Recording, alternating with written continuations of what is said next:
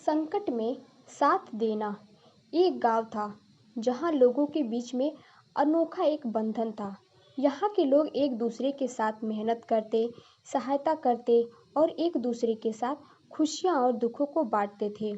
इस गांव की कहानी बहुत ही अनोखी थी। एक बार गांव में एक नया आदमी आया।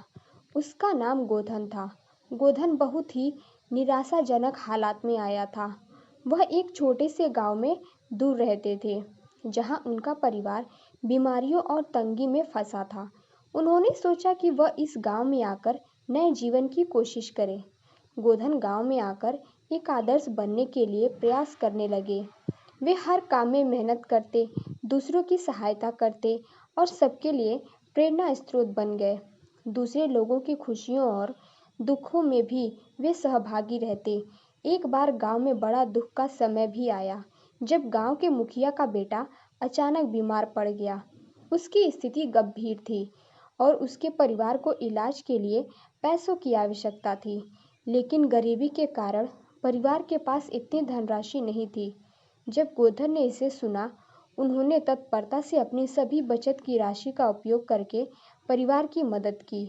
वे नहीं चाहते थे कि इस दुखी परिवार को किसी भी तरह हमारी जूझना पड़े।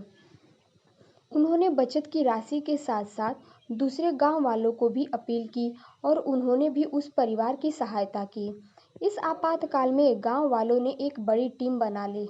सभी ने मेहनत करके और अपने संगठन के साथ मिलकर इलाज के लिए पैसे इकट्ठा किए। थोड़े समय के बाद बेटे का इलाज हुआ और वह पूरी तरह स्वस्थ हो गया। इस घटना के बाद गांव वालों के मदद करने के इरादे एक दूसरे के साथ और भी मजबूत हो गए। यह उनकी सद्भावना, नेकी और सामर्थ्य का परिणाम था। वे सभी ने साझा की, दूसरों की मदद करके ही हमारा असली लक्ष्य पूरा होता है।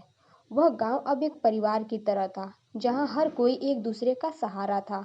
यहाँ के लोग अपनी खुशियों और दुखों को साझा करते, एक दूसरे की मदद करते और अपने संघर्षों को साथ में झेलते थे। वे सब मिलकर इस दुनिया में एक सुंदर और समृद्ध जीवन जीने का तरीका सीख गए। कैसी लगी कहानी कमेंट बॉक्स में ज़रूर बताएं। Thanks for watching.